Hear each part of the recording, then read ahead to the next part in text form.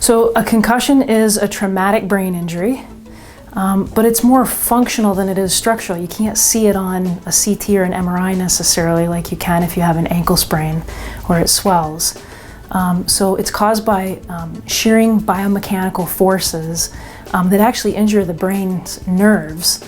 And so oftentimes, people develop all kinds of different symptoms like headache, dizziness, light and noise sensitivity that are treatable, but they usually just require some rest. So the simple answer is no, they don't have to be knocked out. A concussion is really caused by either a direct blow or an indirect blow to the head. So for example, if two helmets collide or two heads collide, that's a direct hit, a direct injury. An indirect hit would be forces transmitted to the brain, say by being tackled or by being rear-ended in a car.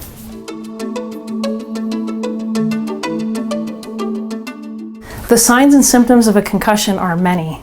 It could be anything from a headache to light and noise sensitivity, nausea, vomiting, balance problems, difficulty concentrating. In adolescence, we see a lot more irritability and difficulty in school, difficulty remembering things.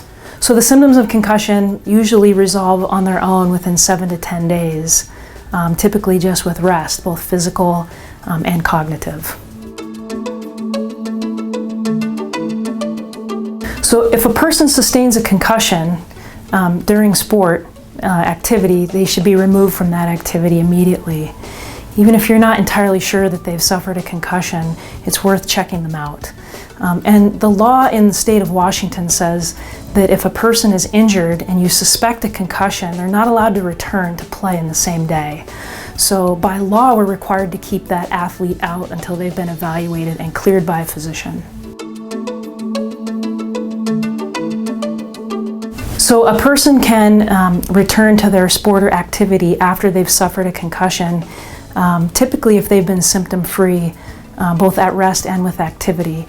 For our student athletes in school, we have a graduated 5-step return to play program that takes them from just very light aerobic activity to full contact practice over a 5-day period.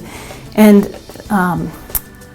they have to be symptom-free for 24 hours in between each of those steps in order to progress to the next one. So in conclusion, a concussion is a brain injury, and it's not to be taken lightly. They're complex injuries, and they take some time to heal. So we expect kids or athletes to be out of work or school, as well as their activity, for around 7 to 10 days. If the symptoms don't improve, that doesn't mean that they need to have a CAT scan or an MRI of their brain right away.